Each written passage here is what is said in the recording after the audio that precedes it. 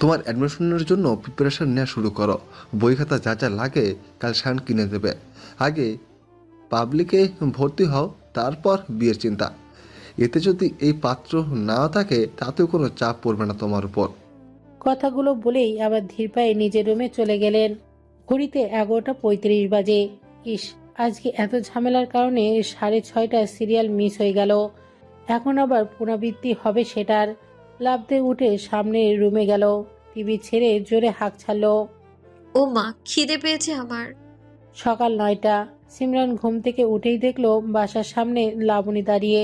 জিজ্ঞেস করতেই বলল, এক্সাম শেষ, এখন আর হয়তো আর কারোর সাথে দেখা হবে না, তাই সবাই আজকে কলেজে দেখা করতে এসেছে, চল।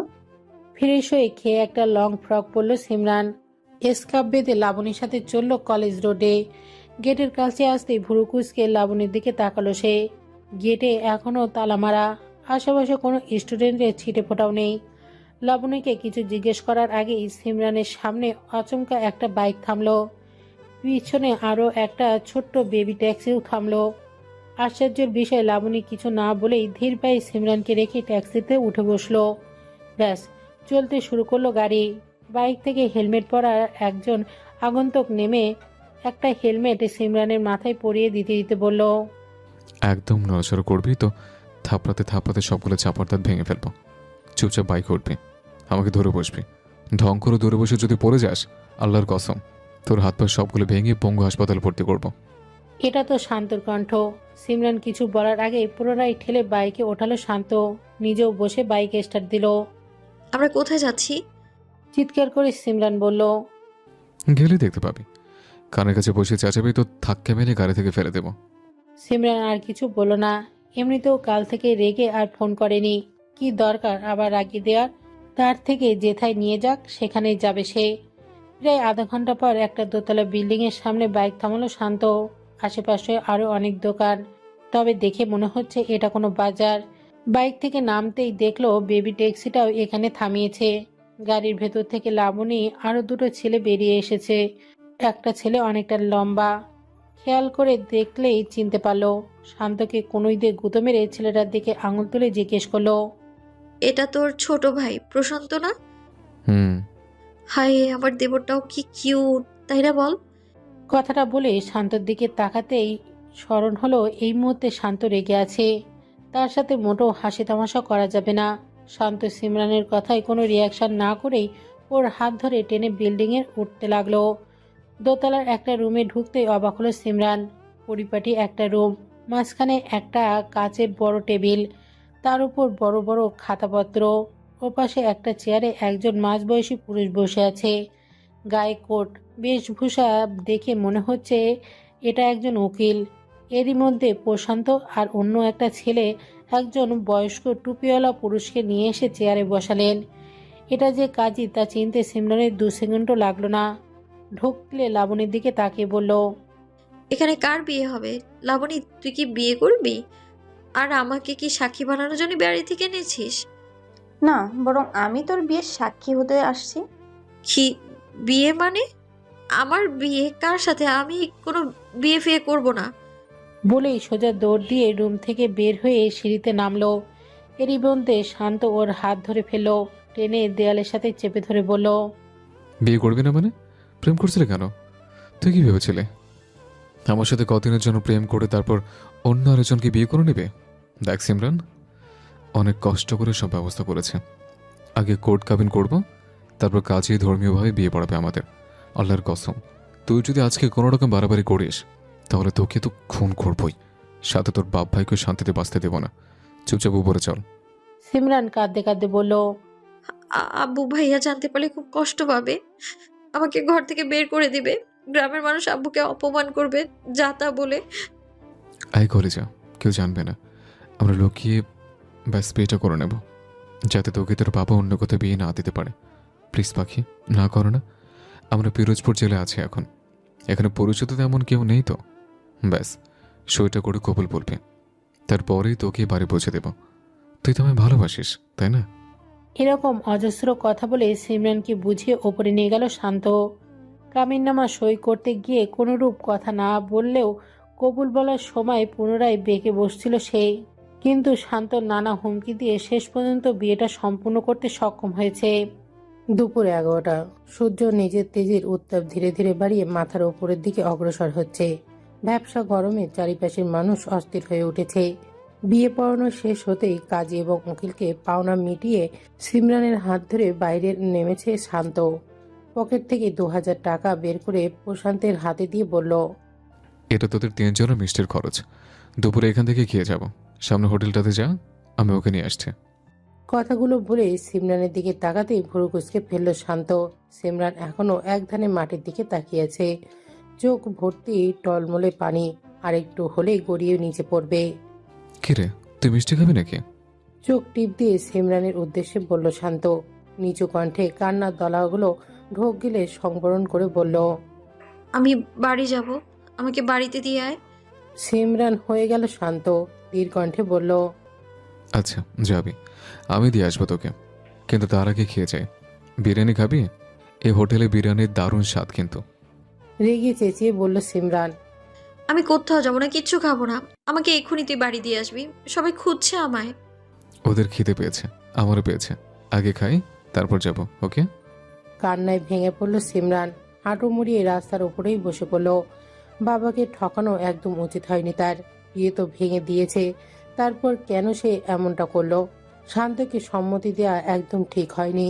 যখন বাবা ভাই জানবে তখন কতটা কষ্ট পাবে ভাবতেই বুক চিরে খণ্ড খণ্ড হয়ে যাচ্ছে সিমরানের। দুই একটা লোকজন আট চোখে রাস্তার মাঝখানে হাঁটু মুড়ে কান্না করা সিমরানকে দেখছে। আর কিছুক্ষণ থাকলেই কোনো না কোনো ঝামেলায় ফেসে যাবে ভেবেই শান্ত সিমরানকে টেনে বাইকে ওঠালো। ভাইদের ফোন দিয়ে ডাকতেই চলে এলো। সবেমাত্র মিষ্টি খাচ্ছিল তারা, আর লাবণী খাবার মেনু হাতে নিয়ে চুজ করছিল। ভাগ্য ভালো অর্ডার দিয়ে বসে নিয়ে এখনো। কলেজ রোডে বাইক আসতেই সিমরান এইখানেই থামতে বলল। বাধ্য হয়ে বাইক থামালো শান্ত। 2 মিনিটের ব্যবধানে ট্যাক্সিটাও এসে গেল। সিমরান বাড়ির দিকে রওনা হতেই লাবণী এসে হাত ধরল। শান্ত ইশারায় যেতে বলেছে তাকে। প্রথমে অমাত করলেও লাবণীর যুক্তির সামনে পেরে উঠল না সিমরান। খালি গায়ে শুধুমাত্র লুঙ্গি পরে গলায় গামছা ঝোলাতে ঝোলাতে সামনের দরজার সামনে এলো। মাত্র 12টা বাজে। এই বাড়ির মহারাজের ঘুম সেই ক্ষেত্রে তাড়াতাড়ি ভেঙেছে।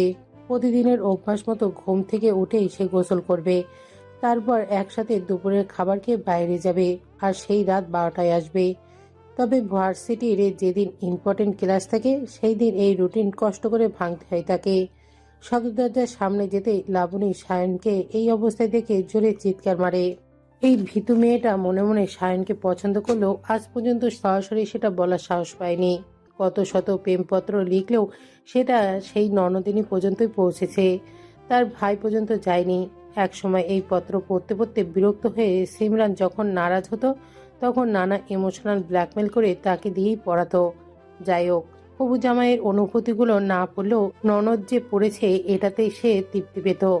হা হয়ে সায়ন, যদিও নিজের কাছেও অস্বস্তি লেগেছে, তাও লাবণীর সামনে পাত্তা দিল না। রান্নাঘর থেকে সিমরানের মা দৌড়ে এসেছে। এমন চিৎকার দিলি কেন তুই? সায়ন গম্ভীর কণ্ঠে বলল। লাবণী ভীতু গলায় বলল, ও ওই ভাইয়া, আপনি লুঙ্গি পরা অবস্থায় সামনে এসেছেন? তো কি, এতে চিৎকার দেওয়া লাগে? পৃথিবীতে আর কেউ লুঙ্গি পরেনি, নাকি আমি প্রথম পড়লাম? লুঙ্গি পরা অবস্থায় আমাকে দেখেছিস বলে কি মহাভারত অশুদ্ধ হয়ে গেছে? এমন বলে চিৎকার দেওয়ার কি হলো? শুটিং চলছে এখানে, মাথা মোটা। বলেই লাবণীর মাথা ধরে দুটো ধাক্কা মেরে রুমের ভেতরে সরিয়ে দিয়ে হন হন করে পিছনের দিঘির উদ্দেশ্যে চলল। সোফায় বসে লাবণী কাঁদো কাঁদো চেহারা দেখে হাসতে হাসতে গড়াগড়ি খাচ্ছে সিমরান। ইস, আমার জানটুসটা কত আশা নিয়ে হিরোইনদের মতো চিৎকার দিল। ভেবেছিল হিরো মহাশয় চিৎকার দিয়ে দৌড় দিবে, কিন্তু কি হলো? বিরিয়ানি খেতে গিয়ে পান্তা ভাতও জুটলো না। তোর ভাইটা কোনো দিনই আমার অনুভূতিগুলো বুঝবে না। দেখবি একদিন আমার অন্য কারোর সাথে বিয়ে হয়ে যাবে, সেই দিন তোর ভাই বাপ্পারাসের মতো প্রেমের সমাধি গানটা গাইলেও আমি আর ফিরে আসবো না। রাত 12টা। প্রচণ্ড গরমে কাঁথার মধ্যে মুখ ঢুকিয়ে ফিসফিস করে কথা বলছে সিমরান। কথার এক পর্যায়ে শান্ত বলল, এই পাখি, তোদের বাড়ির সামনে রাস্তা একটু আয়, আমি বটতলায় দাঁড়ানো আছে। অবাকে বাখারা হয়ে গেল সিমরান। দাঁতে দাঁত চেপে বলল, তোর সাথে দেখা করব মানেটা কি? তোর সাথে এর আগে কি কখনো দেখা করেছি যে আজ এসে রাস্তায় দাঁড়িয়ে আছিস? এর আগে তো বিয়ে করেনি, তাই দেখা করতে চাইনি। আয়না প্লিজ, মাত্র আধ ঘন্টা পরে চলে যাবে প্লিজ। একদম না, তুই আমায় একদম জ্বালাবি না, ফোনই বন্ধ করে রাখবো তাহলে। একটু থেমে আবার বলল, একটু বোঝার চেষ্টা কর, কেউ দেখে ফেলে সর্বনাশ হয়ে যাবে, এমন করিস না প্লিজ। আচ্ছা, তোর রুমটা কোন দিকে জানো? জানালাটা খোল, আমি আসছি। সিমরান শিওরে উঠল, বলল, না না প্লিজ আসবি না, ভাইয়া কিন্তু এখনো ঘুমায়নি, প্লিজ আসিস না, আমি কাল তোর সাথে দেখা করব, প্লিজ এখন তুই এখান থেকে যা। কোথায় দেখা করবে? আর কসম বল যে সত্যি দেখা করবে। আচ্ছা সত্যি, কলেজের সামনে রাস্তায় থাকবো, এখন প্লিজ তুই এখান থেকে যা, তোর পায়ে পড়ি আমি। কোথায় যাবো আমি? কোথায় যাবি মানে? তুই তোর বাড়ি যাবি, অন্তত আমাদের রাস্তার বাইরে যা। তবে আছি কই? আমি তো আমার বিছানায় শোয়া। বলেই হা করে হেসে দিল। সিমরান ফোন কেটে ভিডিও কল দিল শান্তকে। ফোন রিসিভ করতেই এখনো হেসে যাচ্ছে শান্ত। রাগে চোয়াল শক্ত করে সিমরান বলল, এসবের মানে কি? কিছুই না, তুই তো এমনিতে দেখা করবি না, তাই একটু পলিটিক্স খাটালাম। ওসব তোর আর তোর বাপের মাথায় ঢুকবে না। ঢুকলে চেয়ারম্যান হতেই পারতো আমার শ্বশুরমশাই। যাই হোক, কাল না আসলে কিন্তু রাতে সত্যি সত্যি তোর বাড়িতে চলে যাব। সকাল 8টা। গ্রামীণ পরিবেশের চারিপাশে পাখির কলরবে মুখরিত হয়ে আছে কলেজ মাঠ। রংহীন সাদা থ্রি পিসের নিজেকে পরিপাটি করে কলেজ মাঠে অপেক্ষা করছে সিমরান। শান্ত এখনো লাপাত্তা। টানা 10 মিনিট অপেক্ষা করে বাড়ির দিকে রওনা হতেই গাছের আড়াল থেকে হাসতে হাসতে বের হলো শান্ত। আরে বাহ, বৌমার বিয়ের সাথে সাথে অপেক্ষা করে শিখে গেছে। বিয়ের আগে হলে আদৌ আসতো কিনা সেটাই সন্দেহ। সিমরান রেগে চলে যেতেই দ্রুত পায়ে এসে হাত টেনে ধরে শান্ত। তারপর আলতোভাবে টানতে টানতে ধান ক্ষেতের মাঝখানে নিয়ে যায়। চারপাশে ধানের উঁচু প্রাচীর, আর তারই মাঝখানে সেচ দেওয়া ছোট্ট পুকুর পাড়ে গাছের নিচে বসে আছে শান্ত সিমরান। মুচকি হেসে হেলে দুলে রুমে প্রবেশ করতেই অবাক হয়ে যায় সিমরান। বিছানার ওপর মাথা নিচু করে বসে আছে সায়ন। তাকে দেখেই মাথা তুলে তেরের সামনে চলে আসলো। শক্ত করে হাত চেপে ধরে রক্তচক্ষু নিয়ে জিজ্ঞেস করলো। শান্তর সাথে ধান ক্ষেতের পাশে কি করছিলে তুই? ভয়ে উত্তেজনায় বাখারা হয়ে যায় সিমরান। কাঁপা কাঁপা কণ্ঠে বলে উঠল, কে কে কে বলেছে তোকে এইসব? রাতুল বলছে, ও নিজের চোখে দেখেছে তোদের। কি করছিলি তুই ওখানে? শরীরের শক্তি ফিরে পায় সিমরান। ভাইয়ার নিজে দেখেনি, এটাই অনেক। জোরে জোরে চেঁচিয়ে কান্না করতে করতে বলল, রাতুল বলল আর তুই বিশ্বাস করে নিলি? ওই ছ্যামড়া একদম ভালো না, ও ইচ্ছা করে আমার নামে মিথ্যা কথা বলতেছে। ও অনেকদিন ধরে আমার পেছন পেছন ঘোরে, কালকে মেসেঞ্জারে প্রপোজও করেছে। আমি অপমান করছি বলে এখন আমার নামে দুর্নাম ছড়াইতেছে। তোর এই চরিত্রহীন বন্ধু বান্ধবের জন্য তুই আমাকে বকবি কেন? হ্যাঁ দাঁড়া, আজকে আব্বু আসুক, তারপর আমি বলবো সব। তোর বন্ধু বান্ধব ছুটাচ্ছি আমি, দাঁড়া। তুই কি শুরু করেছিস? ব্যতিব্যস্ত হয়ে সিমরানের মুখ চেপে ধরল সায়ন। অস্থির হয়ে বলল, আচ্ছা আচ্ছা, শুনছি আমি। আমি ওই শালারে দেখতাছি। তুই আব্বুকে বলিস না প্লিজ, আস্তে আস্তে চিল্লাইস না। কেটে গেছে আরো 2 দিন। সবকিছু স্বাভাবিকভাবেই চলছিল, কিন্তু বাদ সারল অন্য একদিকে। রাত 12টার তখন বাজার থেকে এসেই বোনের রুমে ঢোকার জন্য দরজার আড়ালে দাঁড়ালো। আজকাল সিমরান ভেতর থেকেই দরজা বন্ধ করে শুয়ে পড়ে। ডাকার পরে দরজা খোলে। ঘরে কারেন্ট নেই, ফলে ফ্যানের শোষর শব্দও নেই। ভেতর থেকে স্পষ্ট সিমরানের ফিসফিস করে কথাবার্তা আর হাসির আওয়াজ পাওয়া যায়।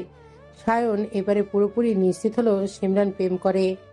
বোনকে যতই ভালোবাসুক, কোনো ভাইয়াই চাইবে না তার বোন কোনো ছেলের সাথে প্রেম করুক। এর মানে একটাই, সেই সব ছেলেরা ফুসলে ফাসলে বোনের চরিত্রে দাগ লাগাবে।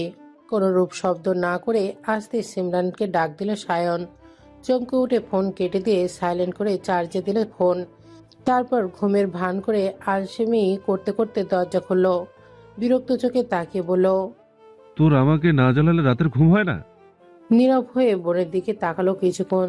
তারপর সোজা টেবিলের উপর থেকে ফোনটা হাতে নিল। সাথে সাথেই খপাত করে সায়নের হাত ধরলো। এক হাতে ফোন নিয়ে সিমরানকে ধাক্কা মেরে দূরে সরালো।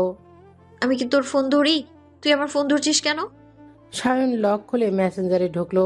2 হাত দিয়ে ধস্তাধস্তি করে না পেরে সায়নের হাতের উপর জোরে কামড় মারল সিমরান। ব্যথায় জর্জরিত হয়ে ফোন রেখে ঠাস করে গালের উপর থাপড় মারল সায়ন। ছিটকে রুমের কোণায় পড়ল। মেসেঞ্জারে কিছু না পেয়ে হোয়াটসঅ্যাপে ঢুকতেই শান্তর প্রোফাইলটা ভেসে উঠল।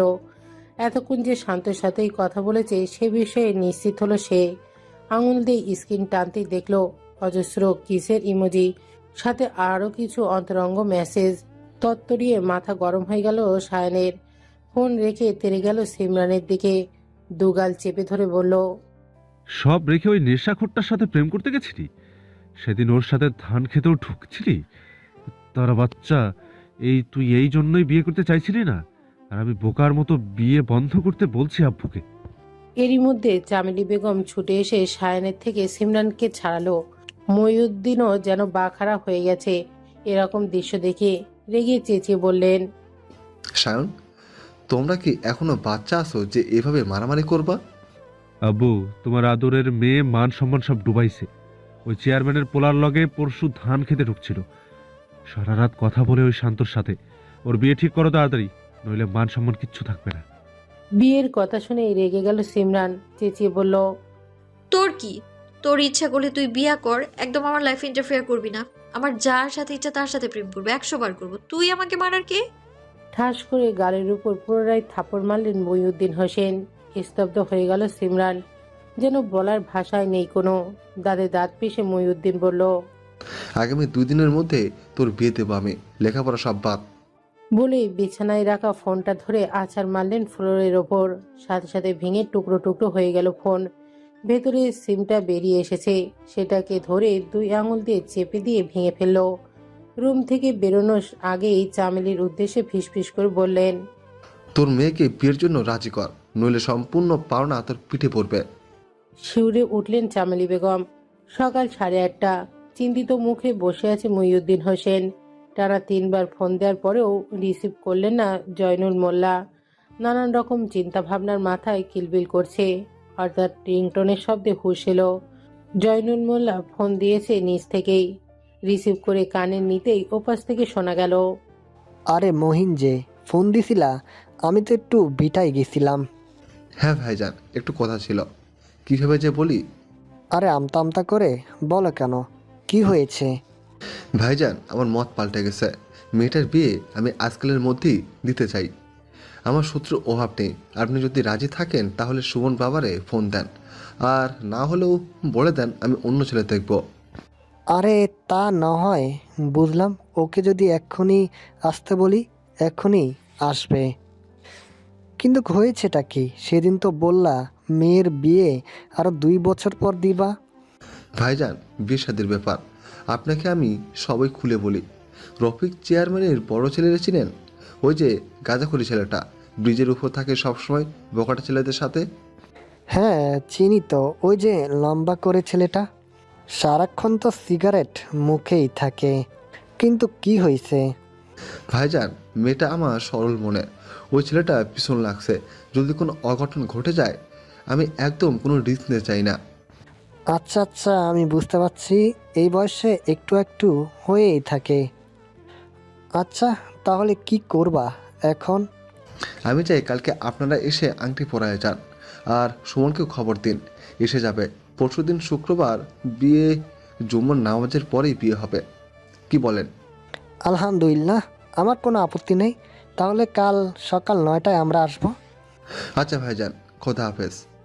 অস্থির হয়ে উঠলেন শান্ত। কাল রাতেই যে ফোন কাটলো তারপর থেকে এখনো পর্যন্ত ফোন বন্ধ। দুপুর 11টা বাজে।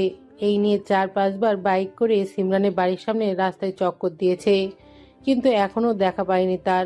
হঠাৎ মেসেজের টিউন বাজতেই ফোন হাতে নিল। অচেনা একটা নাম্বার থেকে ছোট্ট একটা মেসেজ এসেছে। স্ক্রিন অন করতেই দেখলো, শান্ত, আমি সিমরান। বাড়ির সবাই সবকিছু জেনে গেছে। আব্বু আমার ফোন, সিম কার্ড সব ভেঙে ফেলেছে। আমাকে বাড়ির বাইরে যেতে দিচ্ছে না। আমার বিয়ে দিয়ে দেবে, প্লিজ কিছু করো। চমকে উঠল শান্ত। মাথা হুটহাট গরম হওয়া তার অভ্যাস, কিন্তু এই মুহূর্তে কিছু করা যাবে না। আগে সিমরানের সাথে কথা বলতে হবে ভাবতেই বাইক নিয়ে একটানে বাজারের দিকে গেল।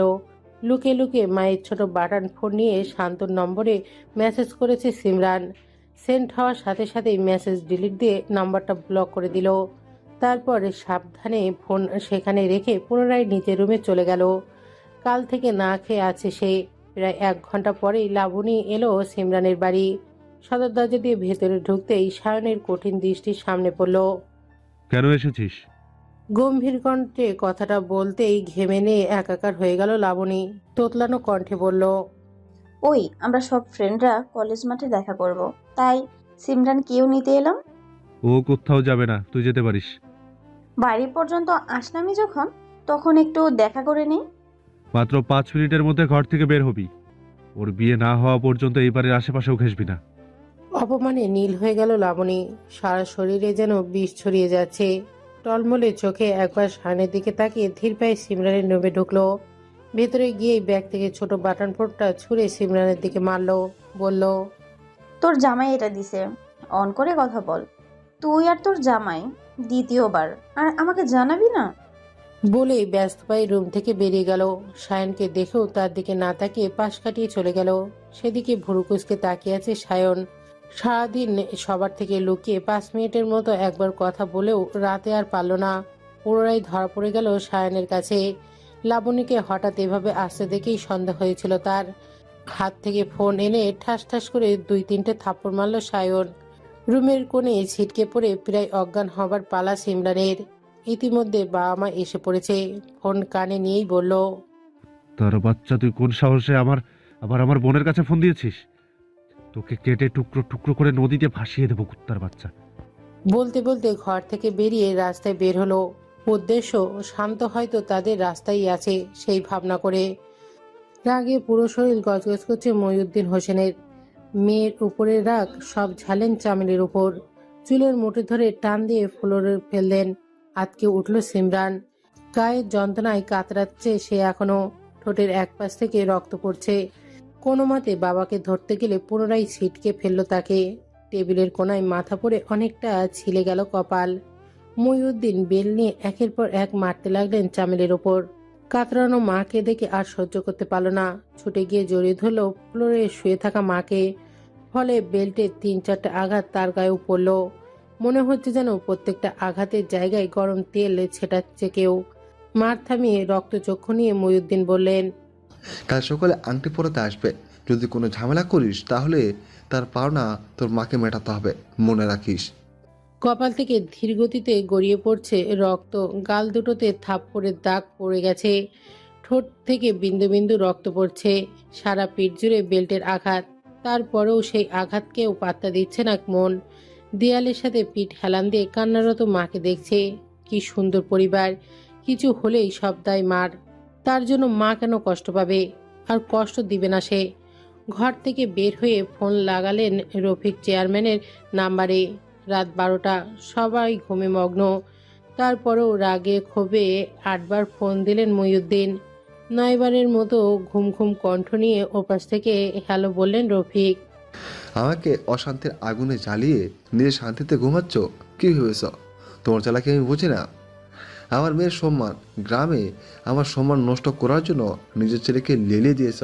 খবরদার, ছেলেকে সামলাও। তোমার ওই বোকাটের নেশাখোর ছেলে পরবর্তীতে আমার চোখের সামনে পড়লে খুন করে দেব। আমার মেয়ের বিয়ে 2 দিনের মধ্যে দেব। এই 2 দিন ছেলেকে সামলাও, নইলে মানহানির মামলা দেব তোমার আর তোমার ছেলের উপরে, মনে রেখো। বিস্মিত অবাক হয়ে গেলেন রফিক। বিছানা থেকে নেমে উকি দিলেন ছেলের রুমে। রুম ফাঁকা। 3তলায় নামতেই দেখলেন সোফার উপর শুয়ে একের পর এক সিগারেট খাচ্ছে আর ফোনের স্ক্রিনে হাস্যোজ্জ্বল সিমরানের মুখে চুমু খাচ্ছে। পুরো বিষয়টা ক্লিয়ার হয়ে গেল রফিকের সামনে। শেষ পর্যন্ত শত্রুর মেয়ের প্রেমে পড়েছে। ছেলেকে কিছু বুঝতে না দিয়ে শান্তভাবে বলল, রুমে গিয়ে ঘুমাও। আর এই সব সিগারেট কবে ছাড়বে তুমি? সাথে সাথে সিগারেট ফেলে পা দিয়ে পিষে ওপরে রুমে গেল। বাবা যতই জানুক সে সিগারেট খায়, কিন্তু তারপরও বাবার সামনে খাওয়ার সাহস তার নেই। সকালবেলা ঘুম ভাঙতেই নিচে দাদির চেঁচামেচি শব্দ শুনে নিচে নামলো। হায় রে আমার খোদা, ওই কাল নাগিনী আমার নাতিরে খাইলো, জাদু করছে, ওই সেরি তসবি করছে যাতে আমার নাতি পাগল, ওই নাতিরে পাগল করতে পারে। দেখছি তো মুখখান একটু লাগত নাই, তারপর আবার ফর্সা না, কালা কালা মুখখান। আমার চাঁদের নাহাল নাতিরে কি দেখাইয়া যে পাগল করলো। তুমি দাদুকে যা দেখে পাগল করছো, সিমরনও আমাকে তাই দেখাইছে। কি দেখাইছিলে তুমি? কথাগুলো বলে সামনে সোফায় বসলো শান্ত। দেহ দেহ আমার নাতিটা কত উচ্চা লম্বা, আর হেই মাইয়ারে দেহ একটু হানি হাঁটুর নিচে পড়বো আমার নাতির। ওই মাইয়া বামুনাইয়া আমার চান্দে হাত দিবার চায়। সহ্য হলো না, শান্ত রেগে উঠে বলল, তোমার তো জলে কেন? আমি যার ইচ্ছে তারে বিয়ে করব। তোমার কি? তুমি চুপচাপ ঘরে বসে পান চিপাও, একদম কুটনামি করবে না। আব্বু, বিয়ে করবো মানে কি? মানে আমি সিমরানকে অলরেডি বিয়ে করছি। আমি জানতাম এরকম ঝামেলা হবে। রফিক সিঁড়ি দিয়ে নামতে নামতে বলল, ওই মেয়ের বিয়ে আজকালের মধ্যে, ওর কথা ভুলে যাও। চুপচাপ এই দুদিন ঘরের মধ্যে থাকবা তুমি। তোমাদের ওই পুতুল খেলার বিয়ে তোমাদের মধ্যে রাখো, একদম বাইরে কেউ যেন না জানে। স্তব্ধ হয়ে গেল শান্ত। উদ্ভ্রান্তের মতো সিমরানদের বাড়িতে যাওয়ার উদ্দেশ্যে বাইকে উঠল। তিনজন মধ্যবয়সী মহিলা, একজন বৃদ্ধা মহিলা, দুজন মধ্যবয়সী পুরুষ এবং জয়নুল মোল্লাকে সিমরানদের বাড়ি থেকে বের হতে দেখেই অন্তরাত্মা শুকিয়ে যায় শান্তর। সেখানে বাইক থামিয়ে ধীর পায়ে এগিয়ে যায় বাড়ির ভেতর। পরনে 3/4 প্যান্ট এবং টি শার্ট। মনের মধ্যে অজস্র খারাপ চিন্তাভাবনা ভেসে উঠেছে। উঠোনে পা দিতেই সামনে তেড়ে এলো সায়ন। অতিথিদের বিদায় দিতেই উঠোন পর্যন্ত নেমেছিল সে, সাথে তার আরো 3জন বন্ধু। তোর বাচ্চা, তোর সাহস তো কম না, তুই আমার বাড়িতে ঢুকছস? বলেই ঘাড় ধরে ধাক্কা দিল সায়ন। পড়তে পড়তে নিজেকে সামলে নিল শান্ত। উদ্ভ্রান্তের মতো বলল, আমি সিমরানের সাথে কথা বলবো, সামনে থেকে সর। সিমরান! বলেই জোরে ডাক দিল। সবেমাত্র সামনের রুম থেকে নিজের রুমে ঢুকেছে সিমরান। গায়ের খয়েরি রঙের জামদানি শাড়ি, বাম হাতে অনামিকার চকচক করছে নতুন ডিজাইনের স্বর্ণের আংটি। একটু আগেই সুমন মোল্লার নামে এই আংটি তাকে পরানো হয়েছে, আর সিমরানও চুপচাপ তা পরে নিয়েছে। শোনা গেছে ছেলে বিকেলে আসবে আর কাল দুপুরেই বিয়ে। শাড়ি খুলতে গিয়ে উঠোন থেকে পরিচিত কণ্ঠস্বর ডাক আসে। শিউরে উঠল সিমরান। বাবা সকালেই ছেলে পেলে এনে রেখেছে, যদি শান্ত কোনো ঝামেলা করে তাহলে মারবে ওকে। এরই মধ্যে চেঁচামেচির আওয়াজ পেয়েই দৌড়ে গেল সামনের রুমে। শান্তকে 3জন মিলে মারছে। বাবা দরজার সামনে দাঁড়িয়ে তাদের হুকুম দিয়ে চলেছে, ওকে মেরে আমার সীমানার বাইরে রেখে আয়। মঈনুদ্দিন হোসেনের ইজ্জতে হাত দেয়া কত বড় অপরাধ সেটা ওকে বুঝিয়ে দেয়। কলিজাটা যন্ত্রণায় ছেড়ে যাচ্ছে সিমরানের। বাবার হাত ধরে শক্ত কণ্ঠে বলল, আব্বু, আমি ওকে বারণ করে দিলে ও চলে যাবে এখান থেকে। শুধু শুধু মারামারির দরকার নেই, সামনে ইলেকশন, তোমারই ঝামেলা বাড়বে। মহিউদ্দিনের কি জানা হলো, রাজি হয়ে গেলেন মেয়ের কথায়। ছেলেকে ইশারায় থামতে বললেন। ধীর পায়ে হেঁটে ওঠানে নেমে শান্তর থেকে কয়েক কদম দূরে দাঁড়ালো। শক্ত কণ্ঠে বলল, আমি নিজ ইচ্ছে বিয়ে করেছি, তুই কোনোভাবে ঝামেলা করার চেষ্টা করবি না। আমি ভুল করে তোর সাথে সম্পর্কে জড়িয়েছি। এই সম্পর্ক না তোর পরিবার মানবে আর না তো আমার পরিবার মানবে। দয়া করে ঝামেলা বাড়াস না, চলে যায় এখান থেকে। নিস্তব্ধ হয়ে গেল শান্ত। ঠোঁটের নিচ থেকে রক্ত পড়ছে। কয়েকটা ঘুষি লেগেছে একই জায়গায়, তবে যন্ত্রণা বেশি নয়। কিন্তু এই ছলনাময়ীর দেওয়া যন্ত্রণাটা হৃদয়টাকে চিরে টুকরো টুকরো করে দিচ্ছে। হাত পা যেন অবশ হয়ে যাচ্ছে। এই মুহূর্তে কি করা উচিত সেটাই মাথায় আসছে না তার। হঠাৎ পেছন থেকে দুটো পুরুষালী হাত কাঁধে স্পর্শ করতেই সেদিকে তাকালো। বাবা আর চাচা এসেছে তাকে নিতে। শান্তর মুখের আঘাত দেখতেই তেতে উঠলেন রফিক মির্জা। গর্জন ছেড়ে বললেন, কার এত বড় কুলজা আমার ছেলেকে হাত তুলছে? আমার বাড়ির ইজ্জতে হাত দিতে এসেছিল তোমার ছেলে, তাই পাওনাটা মিটিয়ে দিলাম। পরবর্তীতে আসলে কেটে নদীতে ভাসিয়ে দেব। আমার মেয়ে তো তোমার বাড়িতে যায়নি, আমার কথা মতো বিয়ে করছে। নিজের ছেলেকে আগে মানুষ করো, আর যদি তা না পারো তাহলে কাক শকুনের হাতে ছেড়ে দাও। ঠুকুর খেতে খেতে সোজা হয়ে যাবে। অপমানে মুখ নীল হয়ে গেল রফিক এবং শফিক মির্জার। ছেলেকে টেনে নিয়ে যেতে যেতে বললেন, এর শোধ অবশ্যই পাবে। রফিক মির্জা শোধ মিটিয়ে দেবে। রুমের মধ্যে ফ্লোরের ওপর ছড়িয়ে ছিটিয়ে শুয়ে আছে শান্ত। সিমরান যে তাকে এভাবে ঠকাবে, সবার সামনে হাত ছেড়ে দেবে, তা কোনো করেও ভাবেনি। এই ঝামেলা থেকে মুক্তি পাবার জন্যই তো লুকিয়ে বিয়ে করেছিল, অথচ আজ সবকিছু অস্বীকার করলো কিভাবে? চোখের সামনে খয়েরি জামদানি শাড়ি পরা পরিটি বারবার ভেসে উঠছে। এতদিন সাদা স্কুল ড্রেস মোড়ানো সেই শুভ্র সিমরানকে দেখলেও আজ পুনরায় মুগ্ধ হয়েছে শান্ত। এ যেন কোনো পরী ছিল। শাড়ির কথা মনে হতেই স্মরণে এলো, এই শাড়ি তো তার জন্য পরেনি সে, তাহলে মুগ্ধ কেন হবে সে? এই শাড়ি অন্য কারোর জন্য পরেছে, সে দেখে মুগ্ধ হবে, বিয়ে করবে, তারপর ওই শাড়ি পরা পরীটাকে সর্বক্ষণ বুকের মধ্যে জড়িয়ে ধরবে। ভাবতেই মাথা শূন্য হয়ে গেল শান্তর। মনে মনে বলল, না, এটা কখনো হতে পারে না। ওই পরিটা শুধু আমার। ওকে জড়িয়ে ধরা, চুমু খাওয়া, আদর করা, বকাবকি করা, সব সব অধিকার একমাত্র আমার। এমনটি তো হওয়ার কথা ছিল। তাহলে সেখানে অন্য কেউ কেন থাকবে? ওই পরীকে পাওয়ার জন্য কত কিছু করলো শান্ত। সেই যেদিন স্কুল 8 থেকে পছন্দ করে ওকে, দুপাশে লম্বা দুটো বেনি করে স্কুলে যেত। শান্তকে দেখলেই নাক সিটকে অন্যত্র চলে যেত। তার বাবার শত্রু মানে তারও শত্রু। কত ছেলেকে মারলো শুধুমাত্র সিমরানের দিকে নজর দেয়।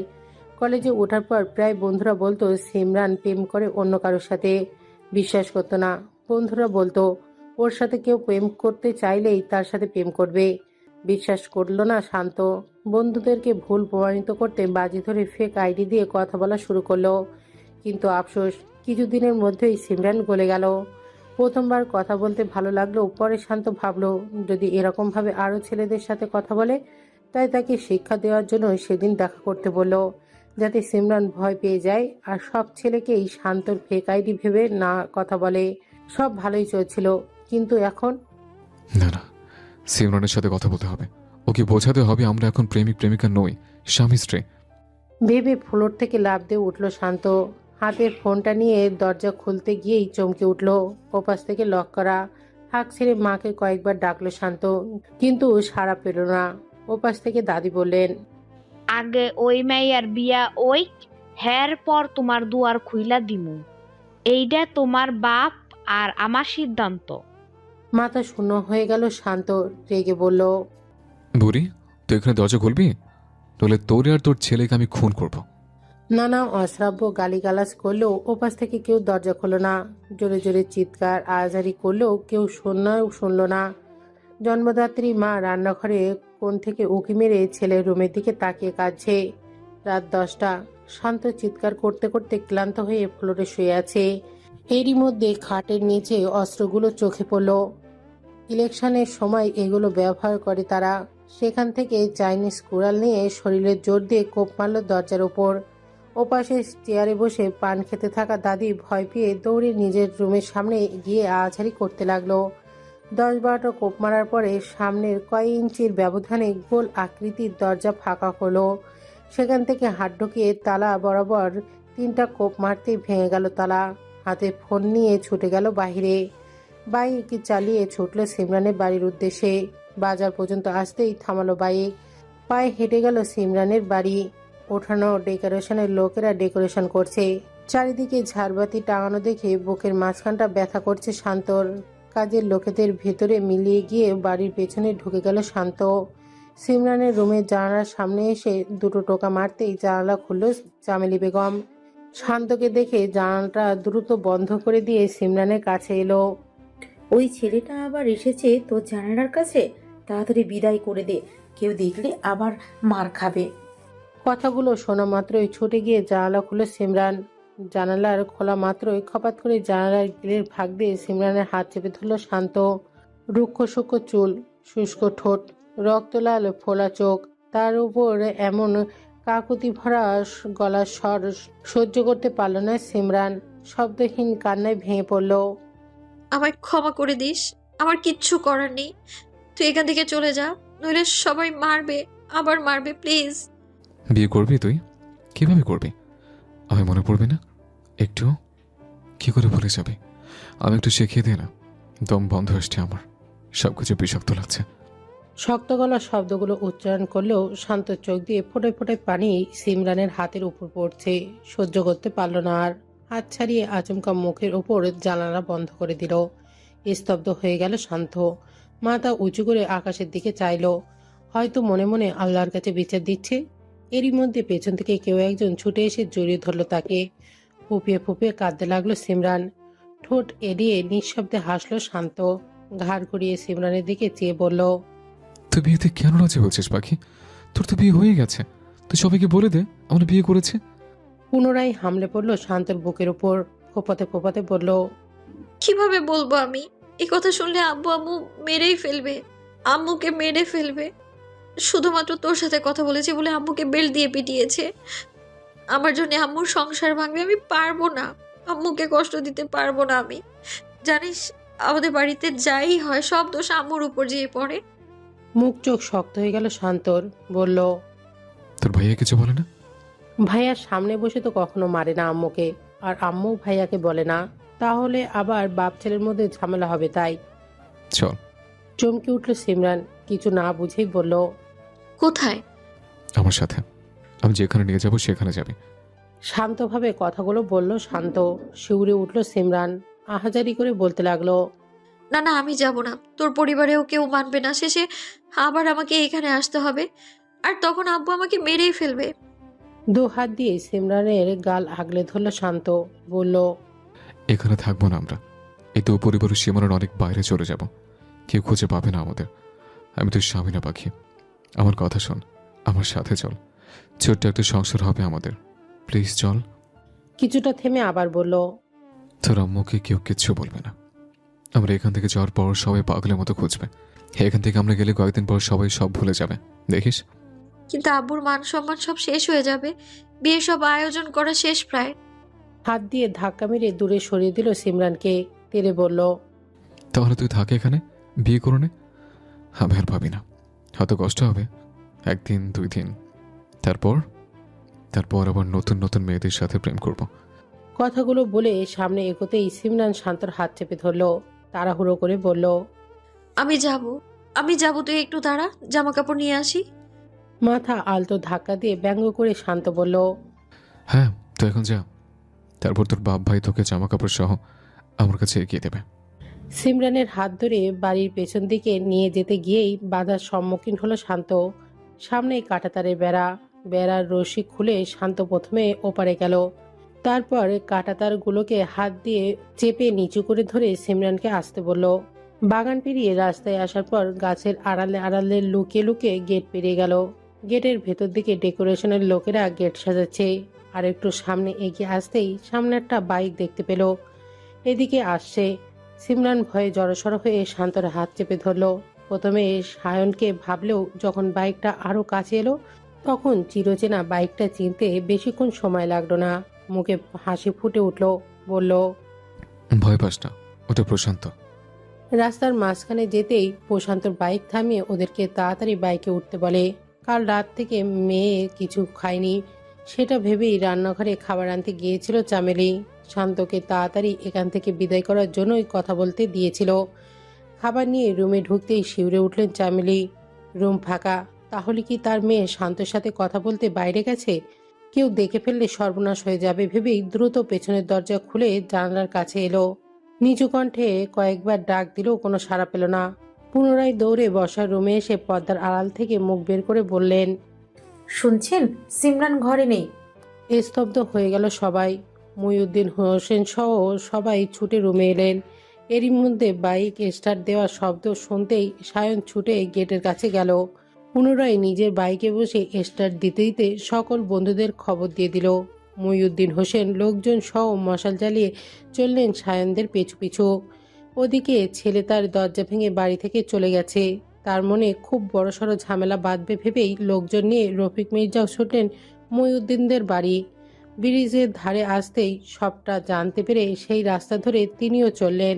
মঈনুদ্দিন রফিক মির্জাকে দেখে তীরে এসে বললেন, আল্লাহর কসম, আজ তোমার ছেলেকে আমার হাতে পাই, কেটে টুকরো টুকরো করে বিষ খেলে নদীতে ভাসিয়ে দেব। তোমার নষ্টা মেয়েকেও যদি আমি পাই তাহলে গলায় দড়ি দিয়ে গাছের সাথে ঝুলিয়ে দেব। আমার ছেলেটাকে পাগল করে দিয়েছে। শান্তদের বাইক সালাম মেম্বারদের বাড়ির ওইদিকে গেছে জানতেই মহিউদ্দিন সালাম মেম্বারকে ফোন দিলেন। লোকজন নিয়ে ওপাশের রাস্তা আটকাতে বললেন। রাত 11টা। মেন রোডের ডান পাশে বিষখালী নদীর সাথে সংযুক্ত বড় খাল বয়ে চলেছে। বাম পাশে ধান ক্ষেত, তার মাঝখান দিয়ে আবার আরেকটা রোড চলে গিয়েছে কাত হয়ে অন্যদিকে। প্রশান্ত বাইক হাই স্পিডে চালাচ্ছে, মাঝখানে শান্ত আর তারপরেই সিমরান বসা। আর একটু সামনে এগোতেই শান্ত দেখলো সামনেই কিছু দূরে সেলিম মেম্বারের বাড়ির সামনে থেকে অনেক লোক মশাল হাতে এদিকে আসছে। পেছনে 6টা বাইক সমান তালে আসছে, আর তাদের পেছনে আরো লোক মশাল হাতে ধেয়ে আসছে। প্রশান্ত কোনো দিক না পেয়ে ধান ক্ষেতের মাঝখানে রোডে ঢুকে পড়ল। বাইকে লাইট অফ কর প্রশান্ত। ভাইয়ের আদেশ পেতেই প্রশান্ত লাইট অফ করলো। এবার গাড়ি থামা। ভাই কি চাই জিজ্ঞাসা করতে চাইলো, মুখে বলল না। গাড়ি থামালো। সিমরানকে নিয়ে বাইক থেকে নেমে প্রশান্তকে বলল, এখন বাইক স্টার্ট দিয়ে লাইট অন করে একটু কম স্পিডে চালাবে। তারপর ওরা কাছে আসতে হাই স্পিডে চালিয়ে সামনের মোড় থেকে চিকন রাস্তাটা ঘুরে বাড়ি চলে যাবে। খবরদার ওরা যেন তোর নাগাল না পায়, দ্রুত যা। ভাইয়ের আদেশ মতো প্রশান্ত গাড়ি চালিয়ে সামনে চলে গেল। সিমরানের হাত ধরে পাশের বড় ইটের স্তূপের পেছনে লোকালো। সব লোকজন বাইককে উদ্দেশ্য করে তার পেছনে ধাওয়া করতে লাগলো। সিমরানের হাত ধরে ছুটে মেন রোডে এলো। চরের পাশেই একটা ছোট্ট নৌকা বাঁধা, হয়তো কোনো জেলের। এক পাশে ছোট দুটো বস্তা রাখা, অন্য পাশে সিমরানকে নিয়ে উঠেই রশি খুলে দিল। খালে এখন জোয়ার চলছে, সেই জোয়ারের দিকেই বৈঠা হাতে ধীর বয়ে চলেছে শান্ত। পানিতে ভীষণ ভয় পায় সিমরান। এক প্রকার শান্তর কোলের ওপর বসে বুকের ওপর মাথা রেখে জড়িয়ে ধরে চোখ বন্ধ করে রাখলো। রাত 12টা ছুঁই ছুঁই। বিষখালী নদীর পাশ দিয়ে নৌকা বেয়ে চলেছে শান্ত। হঠাৎ সামনে অনেকটা লোক দেখে দাঁড়িয়ে পড়ল। অনেকগুলো মানুষ ব্যাগ হাতে লঞ্চে উঠছে। নৌকা পাশে ভিড়ে সিমরানকে নিয়ে ঠেলাঠেলি করে লঞ্চে উঠতেই লঞ্চ ছেড়ে দিল। প্রাণ ফিরে পেল শান্ত। এই লঞ্চ অনেক দূরে যাবে, আর কেউ নাগাল পাবে না। সিমরান এখনো শান্তর এক হাত শক্ত করে জড়িয়ে ধরে আছে। হয়তো ভয় এখনো কাটেনি। এবারে বসার জন্য ভালো একটা জায়গা খুঁজতে হবে ভেবেই সিমরানকে নিয়ে ভেতরে চলে গেল শান্ত। 3 তলা লঞ্চ, প্রথম তলায় একটু জায়গাও অবশিষ্ট নেই। সিমরানের হাত ধরে সিঁড়ি পেরিয়ে উঠল দোতলায়, কিন্তু বাদ সাধল অন্য ব্যাপারে। এই তলাতে 3 ভাগে 2 ভাগ পুরুষ, তার মধ্যে বেশিরভাগ জোয়ান ছেলে। শান্ত সিমরানের হাত ধরে রাখায় অনেকেই বাঁকা চোখে সেদিকে তাকিয়ে আছে। এই মুহূর্তে কোনো ঝামেলা করা উচিত হবে না ভেবেই ওকে নিয়ে পুনরায় সিঁড়ি বেয়ে 3 তলায় উঠল। লঞ্চের এক কোনায় গিয়ে হেলান দিয়ে বসলো দুজন। সিমরানের গায়ে বেগুনি রঙের একটা কাতান 3 পিস। শান্ত গায়ের ওড়না টেনে দিয়ে সুন্দর করে মাথায় এবং গায়ে দিয়ে দিল। ওড়না টানায় প্রথমে ভয় পেয়ে গেলেও পরবর্তীতে নিজেকে সামলে নেয় সিমরান। রাত 12:30 প্রায়। লঞ্চের গতি বাড়ার সাথে সাথে বাতাসের গতিও বাড়ছে। ধীরে ধীরে হিমশীতল হাওয়া গায়ে কাটা ধরিয়ে দিচ্ছে। সবাই কাঁথা বিছিয়ে গায়ে কম্বল জড়িয়ে শুয়ে আছে। লঞ্চে প্রায় সবাই ঘুমিয়ে পড়েছে। অতিরিক্ত ঠান্ডায় সিক্ত হয়ে সিমরান শান্তর গা ঘেঁষে বসেছে। এখানে আহো। হঠাৎ বয়স্ক কণ্ঠ শুনতেই পাশে তাকালো দুজন। 60 ঊর্ধ্ব এক বৃদ্ধা মহিলা কাঁথা বিছিয়ে শুয়ে আছে। বেশি শীত লাগলে এইখানে ঘুমাও, আমি একলাই আছি। হাত দিয়ে পাশের জায়গা দেখিয়ে সিমরানের উদ্দেশ্যে বলল বৃদ্ধা। শান্তর দিকে একবার তাকিয়ে দ্রুত বেগে এসে বৃদ্ধার কাঁথার নিচে ঢুকলো সিমরান। হাত পা পিরাই জমে গেছে তার। বৃদ্ধা মুচকি এসে বলল, কি হয় ওই পোলা? স্বামী। প্রথম প্রথম অস্বস্তি হলেও বেশ শক্ত হয়ে জিভ দ্বারা ঠোঁট ভিজে উচ্চারণ করলো সিমরান। পিরিত কইরা করসা বুঝি নাগর খান ধরছো, তা বেশ সুন্দর, একখানে নায়কের নাহেন। মাথা নিচু করে হেসে দিল শান্ত। সিমরানও মুচকি হাসলো। এরপর বলল, এই বুড়ি, শুনবা আমাদের প্রেমের কাহিনী? কও। বলতে লাগলো সিমরান। অতি সংক্ষেপে বলল। বলতে বলতে এক সময় ঘুমিয়ে তলিয়ে গেল। বুড়িও ঘুমালো, শুধু জেগে রইল শান্ত। হাতের ফোনটাকে নাড়াচাড়া করতে করতে ভাবতে লাগলো নিজের বোকামির কথা। পালাবেই যখন, তখন বাড়ি থেকে অনেক টাকা আনা উচিত ছিল। কিন্তু কি করলো সে? লঞ্চে তো উঠলো, কাল সকালে যখন ভাড়া চাইবে তখন কি দিবে সে? হাতে লাখ টাকার আইফোন, দাম দিয়ে তো এটা বেচতেও পারবে না এখন। কে কিনবে এই লঞ্চে বসে? কত শখের ফোন। নড়াচড়া করতেই হঠাৎ কোমরের কাছে উঁচু উঁচু অনুভব হতেই হাত দিল পকেটে। ওয়ালেট। ঠোঁট এলিয়ে হেসে দিল। ভাগ্য সহায় যে এই প্যান্টেই ওয়ালেট রাখা ছিল। ওয়ালেট খুলতেই দেখলো ভেতরে 1000 টাকার 2টো নোট, 100 টাকার 6টা নোট, আর 10 টাকার 3টা, মোটে 2630 টাকা। হাতে নাড়াচাড়া করতেই স্মরণে এলো মায়ের কথা। 3 দিন আগে বাবার কাছে টাকা চেয়েছিল 10,000, কিন্তু তিনি নাকচ করেছিলেন। রেগে বাড়ি থেকে বের হয়ে গেছিল। রাত 12টায়ও যায়নি বাড়ি। 1টার সময় সদর দরজার সামনে যেতেই দেখলো মা দরজার পাশে গালে হাত দিয়ে চাতক পাখির মতো বসে আছে। কাছে আসতেই 5টা 1000 টাকার নোট হাতে ধরে দিয়ে বললেন, তোমরা টাকা লাগবে? এই কটা টাকাই ছিল আমার কাছে। সেদিন আর টাকা ফেরত দেয়নি।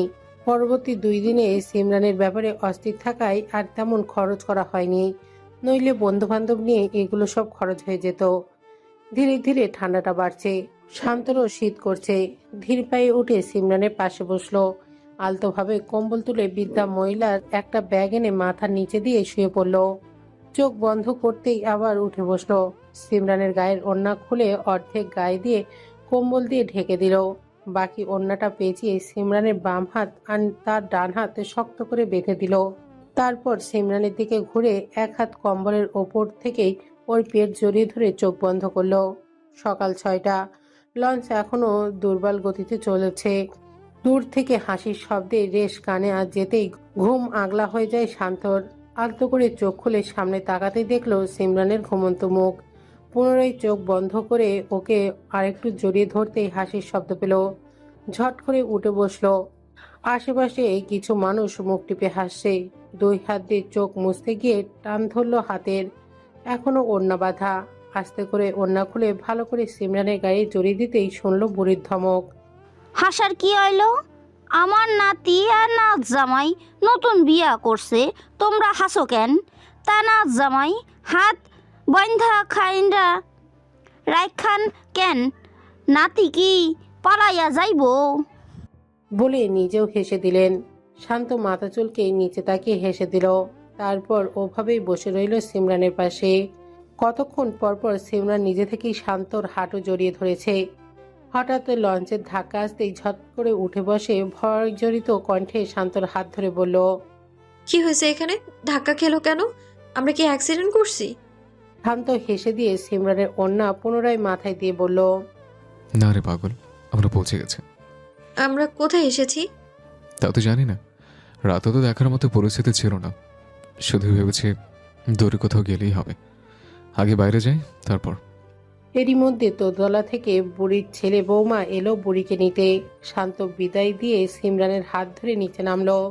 দুজনের ভাড়া সমেত 500 + 500 মোট 1000 টাকা দিয়ে লঞ্চ থেকে নামলো। এরই মধ্যে কানে এলো রিক্সাওয়ালাদের চিৎকার। এই সদরঘাট, বরহানিবাদ, সদরঘাট, বাবুগঞ্জ ইত্যাদি।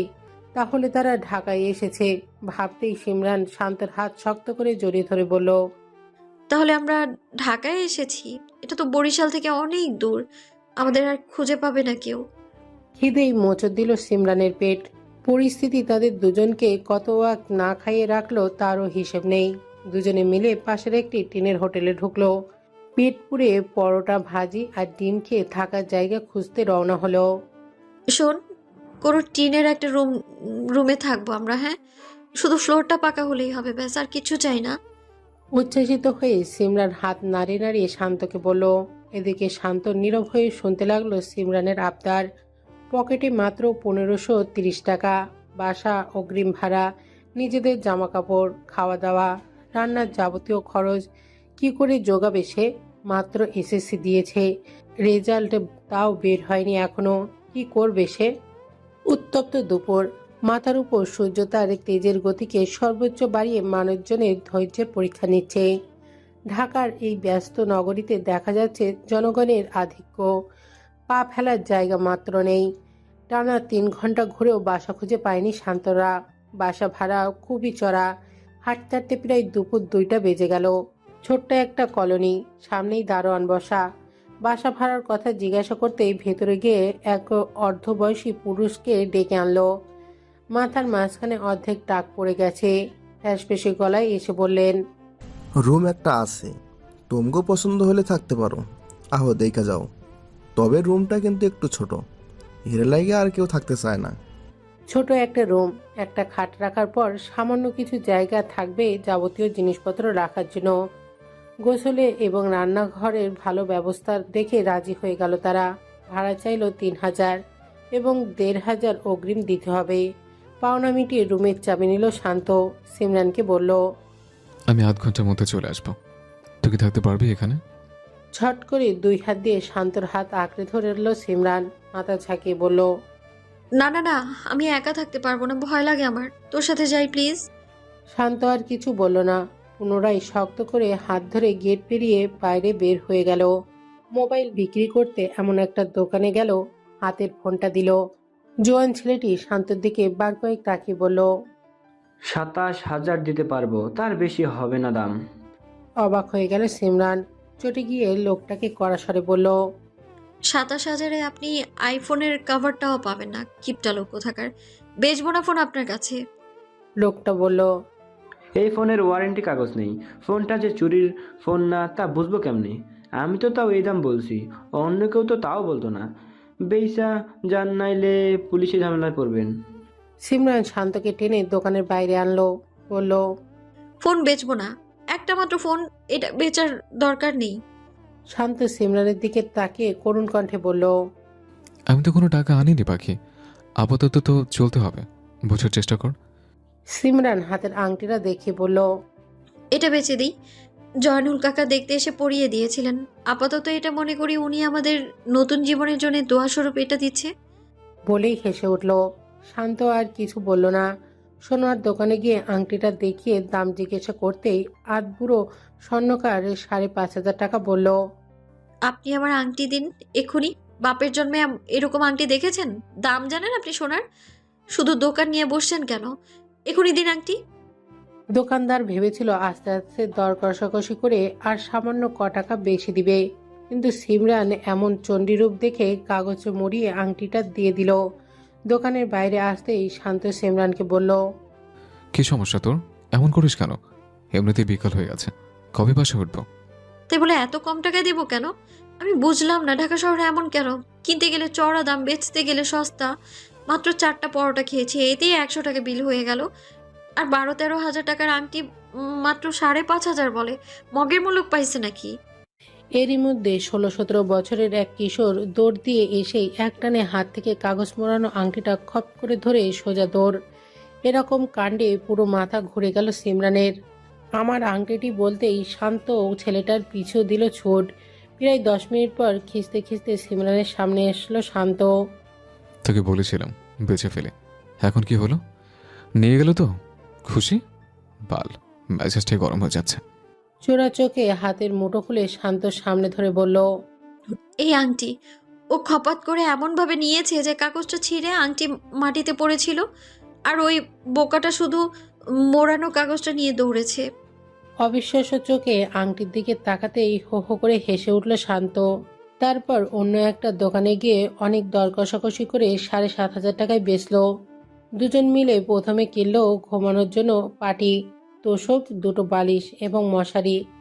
এরপরে হাঁড়ি পাতিলের দোকানে গিয়ে কিনলো ছোট্ট একটা ভাতের পাতিল, 2টো কড়াই, গামলা, 2টো প্লেট, চামচ, ছোট ছোট 3-4টা পেয়ালা, বালতি এবং মগ। এরপরে গেল জামা কাপড়ের দোকানে। শান্ত কিনল 2টো শার্ট, একটি জিন্স প্যান্ট, সাথে টাওয়াল, আর সিমরানের জন্য 2টো 3 পিস, যেটা সেই দোকানে বানাতে দিয়েছে, এবং আপাতত পরার জন্য কিনল 2টো লেডিস গেঞ্জি এবং প্লাজো। সব কেনার পর হাতে মাত্র আর 1,500 টাকা আছে। সবই সস্তা জিনিস কিনেছে। এবারে চাল আর খাবারের জন্য বাজার করতে হবে। সব কিনতে কিনতে প্রায় সন্ধ্যা 7টা বেজে গেল।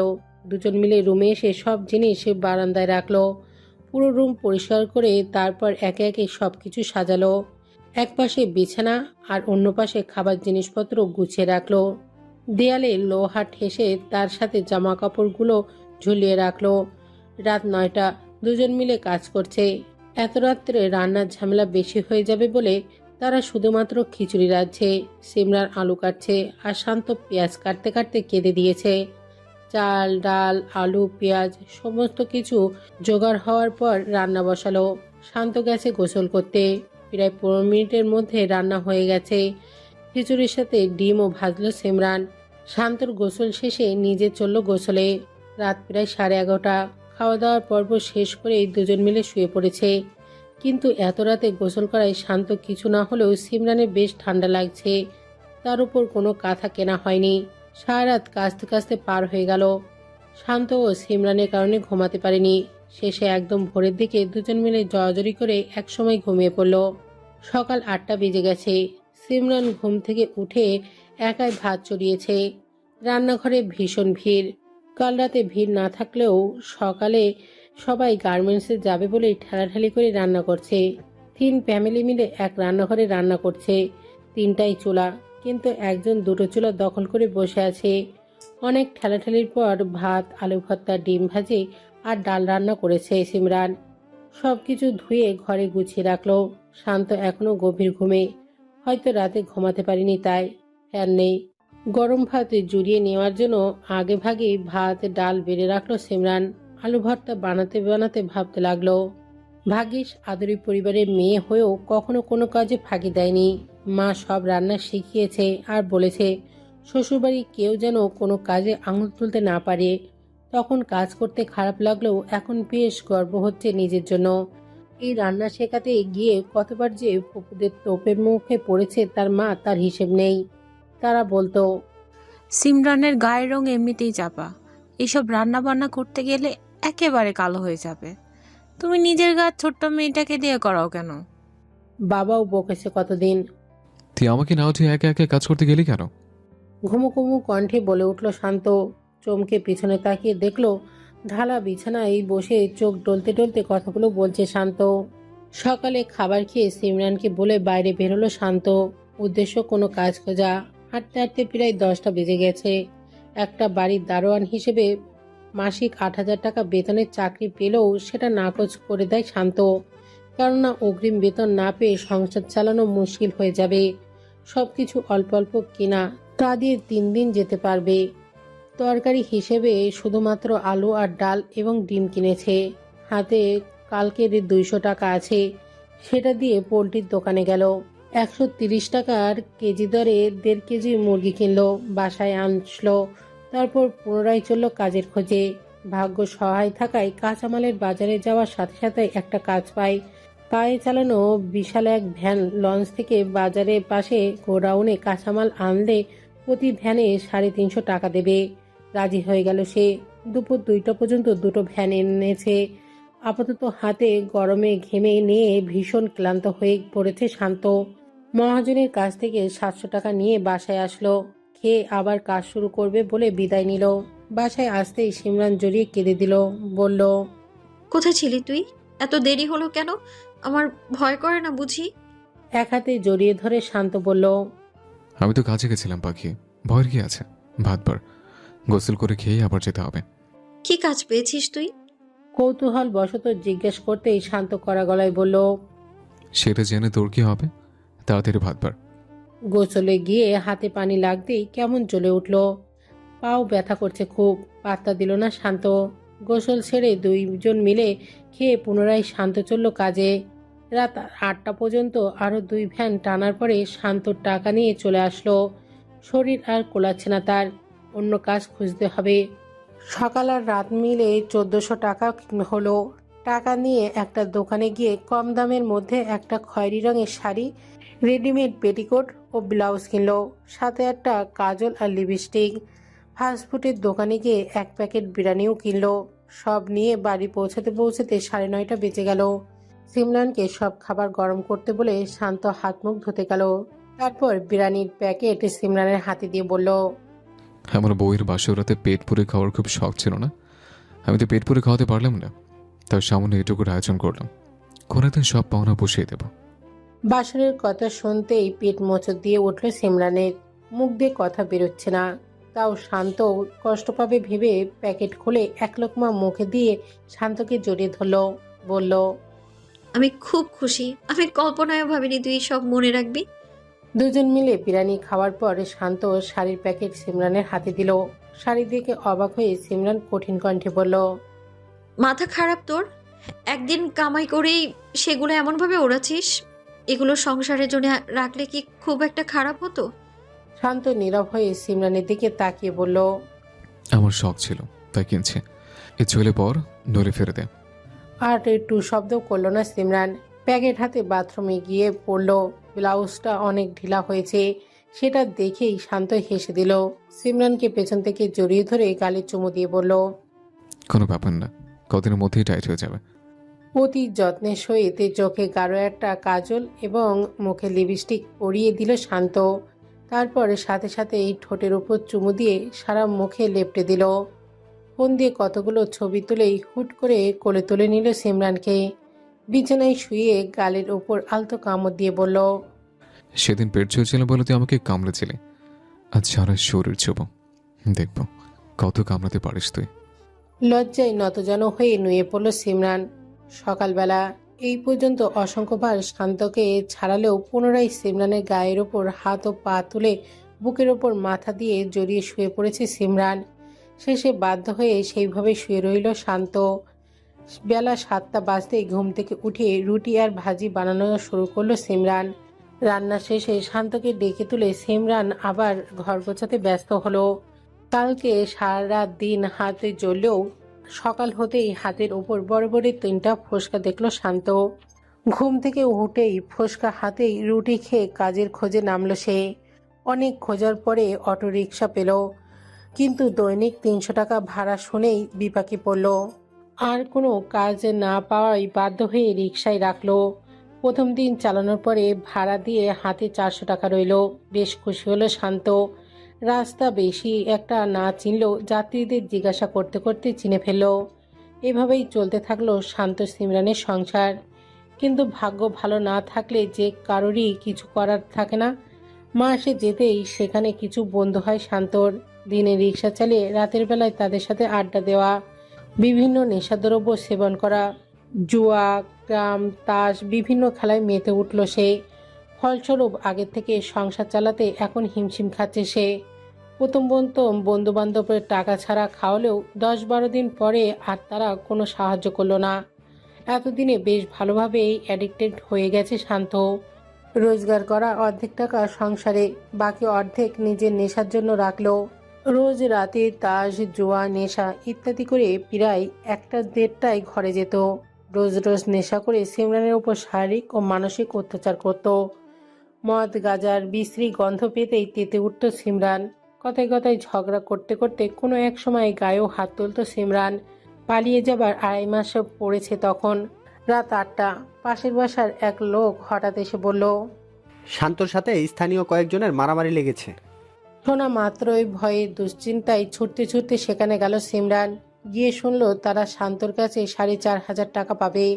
আজ অনেক দিন ধরেই ঘোরাচ্ছে। টাকাটা যে নেশার জন্যই দেনা হয়েছে সেটা বুঝতে আর বাকি রইল না। পায়ের অতি শখের নূপুর জোড়াও তাদের হাতে দিয়ে সেখান থেকে ছাড়িয়ে আনলো শান্তকে। বাসায় এসে অনেক বোঝানোর পরে স্বীকার করলো সে আর নেশা করবে না। চিন্তামুক্ত হয়ে সেদিন ঘুমালো সিমরান। কিন্তু আর কতদিন? 3 দিনের মাথায় মারামারি করে ভর দুপুরবেলায় বাসায় ফিরল শান্ত। কারণ জিজ্ঞাসা করতেই বলল, এক লোক সেই সকাল থেকে ওর গাড়িতে ঘুরছে। প্রায় 150 টাকা ভাড়ার জায়গায় মাত্র 50 টাকা হাতে দিয়েছিল। টাকা চাওয়াতে শান্তর কলার ধরেছিল। রেগে গিয়ে 3-4টা ঘুষি মেরেছে সে। নাক মুখ ফেটে অনেক রক্ত পড়ছে। শেষে হাসপাতালে নিয়ে গেছিল।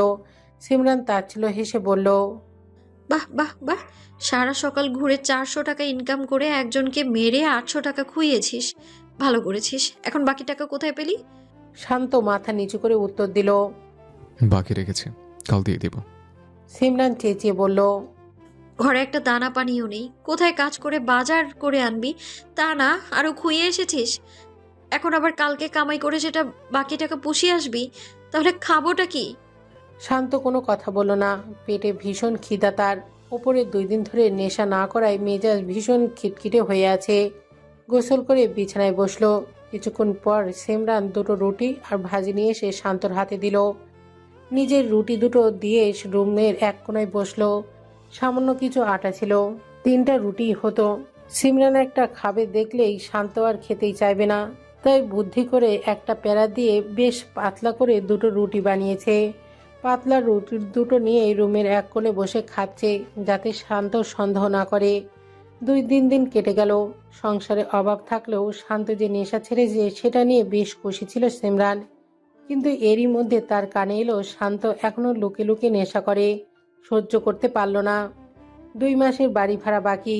দিন দিন না খেয়ে সংসার চালাতে হিমশিম খাওয়া, নানাভাবে ধার দেনা করে শান্ত নেশা করা, রাত হলেই নেশাযুক্ত অবস্থায় শারীরিকভাবে সিমরানের ওপর টর্চার করা।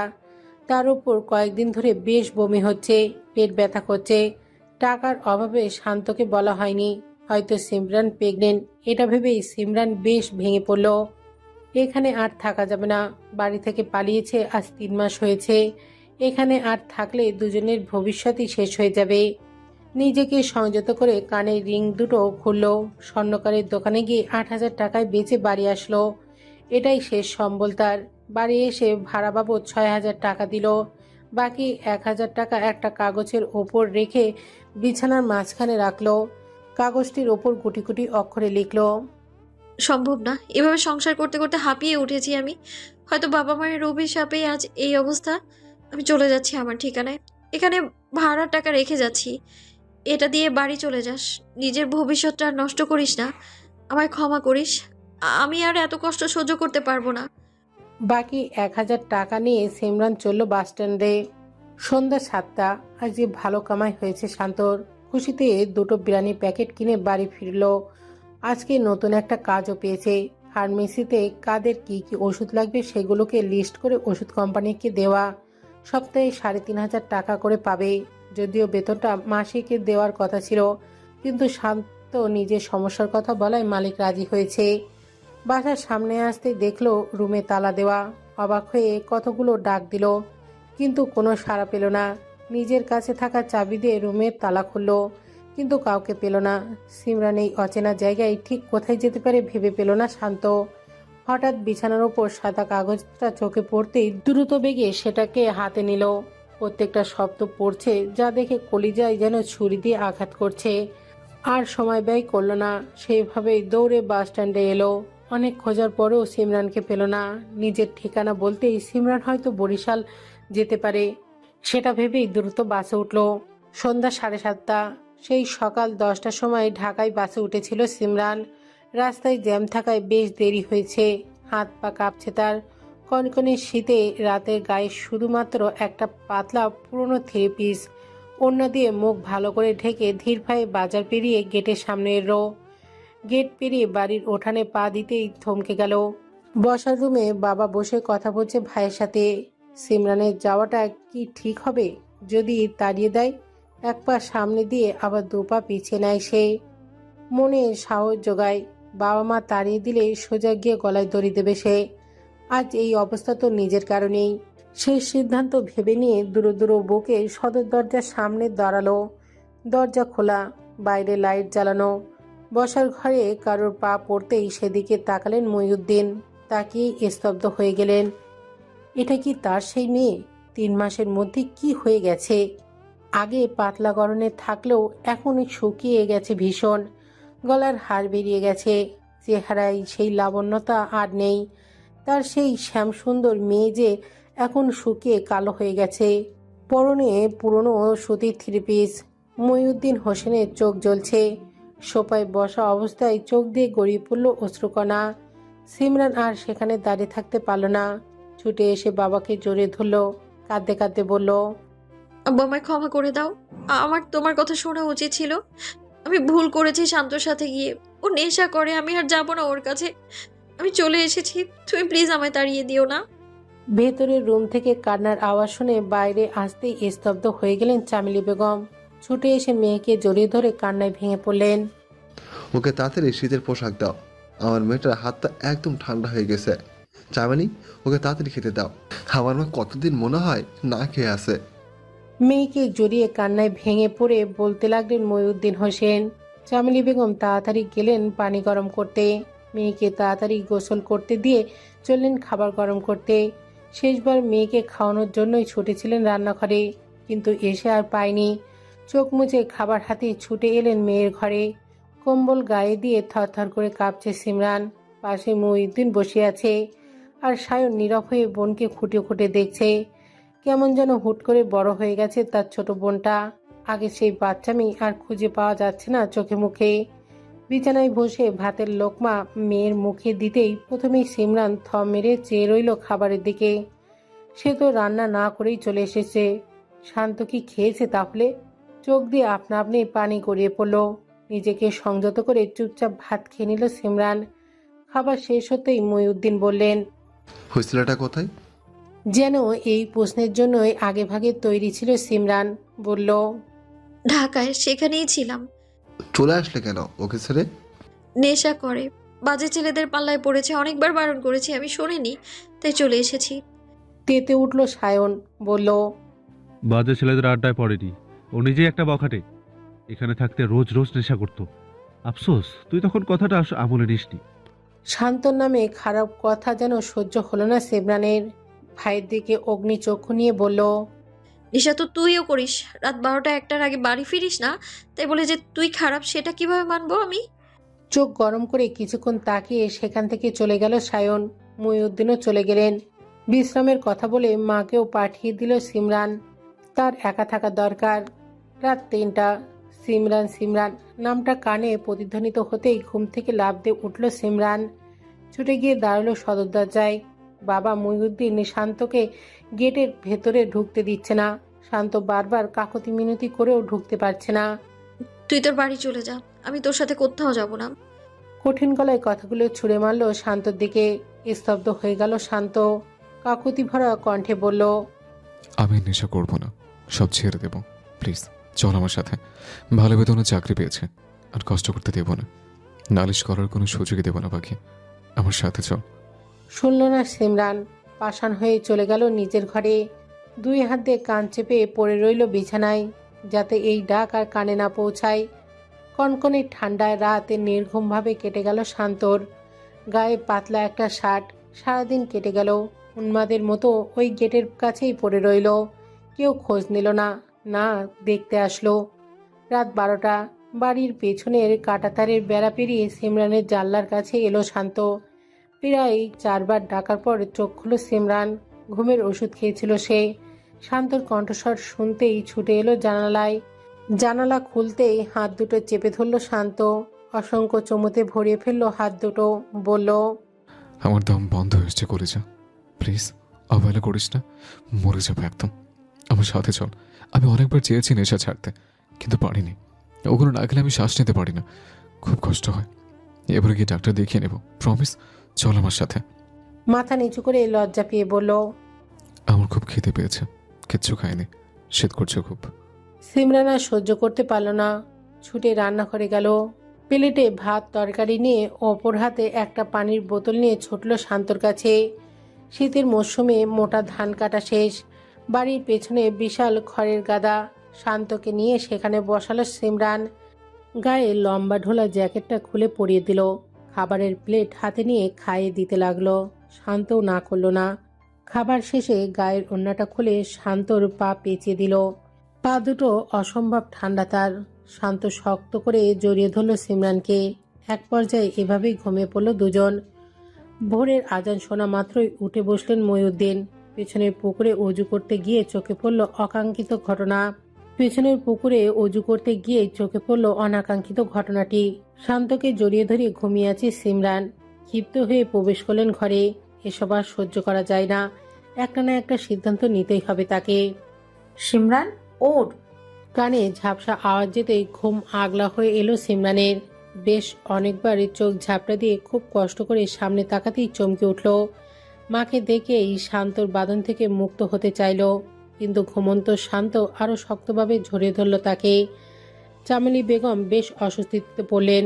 ঘরের ওপর থেকে প্লেট হাতে নিয়ে বলল, ওকে নিয়ে রুমে গিয়ে ঘুমা।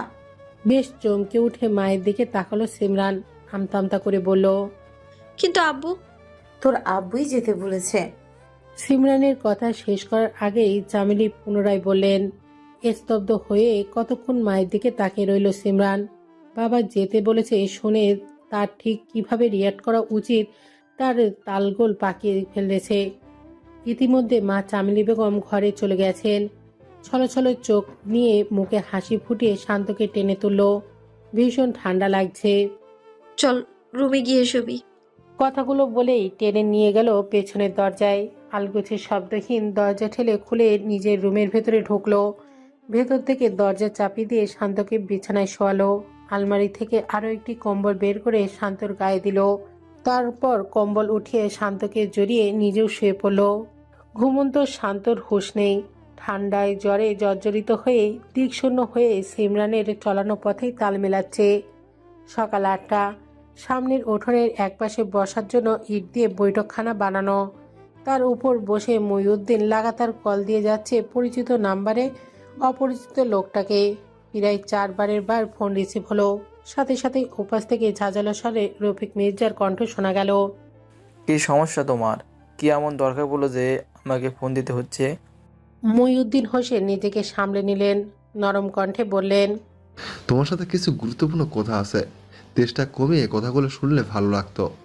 ভুরু কুঁচকে ফেলেন রফিক মির্জা। কি কথা? নিজেকে সংযত করে গম্ভীর স্বরে মহিউদ্দিন বললেন, তোমার হয়তো দুটো ছেলে, একটা হারালে অন্যটা নিয়ে ভালোই থাকতে পারো, কিন্তু মেয়ে আমার একটাই, ওকে জড়িয়ে আমার পুরো পৃথিবী। ওর কষ্টে দুঃখে কলিজা ছিঁড়ে যায় আমার। একটু থেমে আবার বললেন, ছেলে মেয়ে দুটো যে বাড়িতে থাকতেই বিয়ে করেছে সেটা নিশ্চয়ই তোমার ছোট ছেলের থেকে জানতে পেরেছো। যেভাবে হোক ওরা ভুল করে ফেলেছে। আজ পালিয়ে প্রায় 3 মাস দূরে ছিল, না খেয়ে না পরে কীভাবে থেকেছে তা আল্লাহই জানে। তোমার কষ্ট না হলেও গত 3 মাস যাবৎ এক ওয়াক্ত আমি শান্তিতে দুটো দানা ভাত মুখে দিতে পারিনি। পুনরায় থেমে আবার বললেন, ছেলে মেয়ে দুটোকে কি পুনরায় সামাজিক স্বীকৃতি দিয়ে ঘরে তুলে নেওয়া যায় না?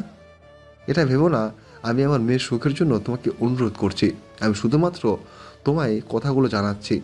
এতে তুমি যদি নিতে চাও তাহলেও আমি ওদের দুজনকে সামাজিকভাবে আয়োজন করে স্বীকৃতি দেব। তোমার ছেলের মতো আরও 10টা ছেলেকে আমার বাড়িতে বসে খাওয়ালেও আমার খাওয়া পড়ার কোনো অভাব হবে না। রাখছি। সোজাসুজি বললেই তো পারো আমার বিয়ে হতে চাইছো, এমন ভনিতা করার কারণ কি? শোনো, ছেলের বাপ আমি, এরকম দম্ভ দেখালে আমি দেখাতে পারবো, বুঝেছো? হে একটুও না, দুর্বল আমি নই তুমি। মেয়ে আমার ঠিকই আমার কাছে চলে এসেছে। নেহাত তোমার ছেলেও পাগলের মতো ছুটতে ছুটতে মেয়ের পিছু আসছে, তাই প্রস্তাব রাখলাম, বুঝে শুনে কথা বলবে আমার সাথে। বেশ রসিকতা করেই ফোন রাখলো দুজন। কেটে গেছে 4 দিন। ধুমধাম করে দুইজনের বিয়ে দিয়েছে দুই পরিবার। বিভাগীয় নামকরা সরকারি কলেজে দুজনেই সিলেক্ট হয়েছে। তার মাঝে শান্তকে ডাক্তারও দেখানো হয়েছে। ড্রাগ অ্যাডিক্টেড হওয়ায় ধীরে ধীরে নিজেকে শুধরে নিয়েছে শান্ত। সিমরানকেও ডাক্তার দেখানো হয়েছে। সে প্রেগনেন্ট নয়, গ্যাসের জন্য বমি আর পেট ব্যথা হয়েছে। মেয়ের সুখের জন্য পারিবারিক শত্রুতা কাটাতে রাজনীতি ছেড়েছে মহিউদ্দিন। সবকিছু সুন্দরভাবে কাটলেও বিরাট অবহেলার মধ্য দিয়ে যাচ্ছে সায়ন। লাবণীকে মনে মনে পছন্দ করলেও কখনো সরাসরি বলেনি। ভিতু রানী যে তাকে বেশ পছন্দ করে সেটা সিমরানের কাছ থেকেই জেনেছিল। তারপরেও মজা নেওয়ার জন্য বারবার রাগাতে চাইতো ওকে। সিমরান পালিয়ে যাওয়ার 2 দিন পরেই ছুটে গিয়েছিল লাবণীদের বাড়িতে। টিনের তৈরি দোতলা ঘরের সামনে গিয়েই হাঁক ছেড়ে ডেকেছিল লাবণীকে। সিমরান কোথায় যেতে পারে সেটা লাবণীর জানার কথা ভেবেই দ্রুত পায়ে ছুটে রুমে ঢুকেছিল। কিন্তু অষ্টাদশী সেদিন বেশ ভালোভাবেই তাকে অপমান করেছিল। রেগে চেঁচিয়ে বলেছিল, আপনাদের সমস্যাটা কি বলবেন? কি চাইছেন আমার কাছে? আপনার বোন কোথায় কার সাথে প্রেম করে পালিয়ে গেছে তার জন্য আমায় অপমান করতে আসছেন কেন? আমি কি আপনার বোনের খাই যে সব কিছু জানতেও যাব? এক্ষুনি বের হবেন এ বাড়ি থেকে। মাত্র 2 মিনিট সময় দিলাম, বের হয়ে যাবেন। আমার সামনেই বিয়ে। আমি চাই না আপনার আর আপনার বোনের কোনো কারণে আমার চরিত্র নিয়ে কোনো কথা উঠুক। আপনার বোনের সম্পর্কে আমি কিচ্ছু জানি না। প্লিজ বের হন এখান থেকে। সেই দিন লাবণীকে অপমান করে বের করে দিয়েছিল বলেই হয়তো তাকে পাল্টা অপমান করেছিল লাবণী। সেটা ভেবেই নিশ্চিন্তে বাড়ি এসেছিল। কিন্তু প্রায় 3 দিন পরে খবর পায় লাবণীর বিয়ে হয়ে গেছে তারই খালাতো ভাইয়ের সাথে। ভেতরে ভেতরে ভীষণ কষ্টে ভেঙে পড়লেও সেটা কাউকে বুঝতে দেয়নি সায়ন। সেভাবেই আছে এখনো। কেটে গেছে প্রায় 3 বছর। কক্সবাজার সমুদ্র সৈকতে হাঁটছে প্রায় 10-12 জন লোক। হ্যাঁ, সিমরান শান্ত 2 পরিবারের সবাই মিলে ঘুরতে এসেছে।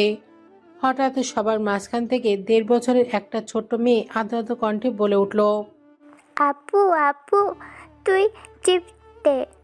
চমকে উঠল শান্ত। জিভ কেটে মেয়ের দিকে তাকিয়ে বলল, আম্মু তুই করে বলতে হয় না শোনা, সবই খারাপ বলবে তো। ছোট্ট মেয়েটি কিছু না বুঝেই হেসে দিল।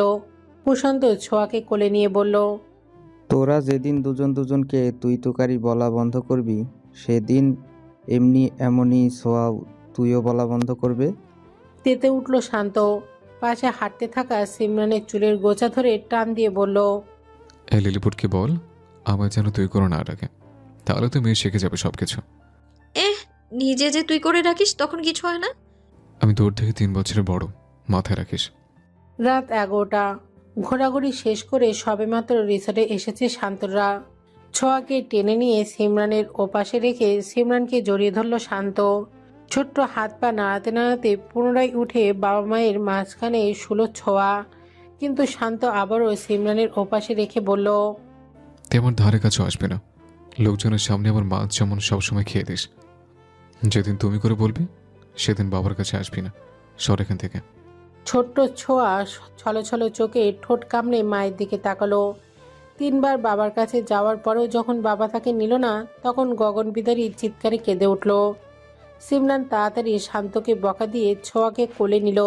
মায়ের আদর পেয়ে আদো আদো কণ্ঠে বলল, আম্মু আব্বু আদু করে না। মেয়েকে আদরের কণ্ঠে চুমু দিয়ে বলল, আব্বু আদর করে না তোমায়? না। আচ্ছা, করতে হবে না, আম্মু তো করে, তাতেই চলবে, তাই না? ছোট্ট ছোঁয়া পুনরায় কেঁদে উঠল, বলল, আব্বু তাই। আব্বু কেও চাই, তাহলে তো আব্বুকে তুই করে বলা যাবে না। আব্বু রাগ করছে, যাও আব্বুকে আদর দিয়ে আসো। ছোট ছোট হাত পা নিয়ে পুনরায় গড়িয়ে উঠল শান্তর বুকের উপর। ঠোঁট দুটো দিয়ে গালের উপর আলতো চুমু দিয়ে হেসে বলল, আদু দিচ্ছি। শান্ত হেসে মেয়েকে জড়িয়ে ধরল। তারপর সিমরানের নাক টেনে বলল, এরপর থেকে যদি আমাকে তুই করে বলিস তাহলে তোর সাথে কথাই বলে বন্ধ করে দেব। সিমরান অসহায় চিত্তে শান্তর দিকে তাকালো। আজ অনেক বছর ধরে চেষ্টা করছে তুইকে তুমি করার, কিন্তু ফলাফল শূন্য। যার দরুন মেয়েও এখন তুই বলে ডাকে। বিশাল বহুল বড় রিসর্ট, তারই এক বিশাল বহুল রুমে আছে 3 জন। শান্তর বুকের ডান পাশে ছোঁয়া আর বাঁ পাশে সিমরান ঘুমিয়ে আছে। ঘুমন্ত শান্ত পরম যত্নে 2 হাত দিয়ে জড়িয়ে ধরে আছে দুজনকে, যেন ছেড়ে দিলেই হারিয়ে যাবে অনেক দূরে। শান্ত যেন রূপকথা সেই মেঘের নৌকা বইটা হাতে মাঝি, যার সর্বক্ষণ চিন্তা সিমরানের ছোঁয়ার রূপে যাত্রীদের সুরক্ষা দেওয়া।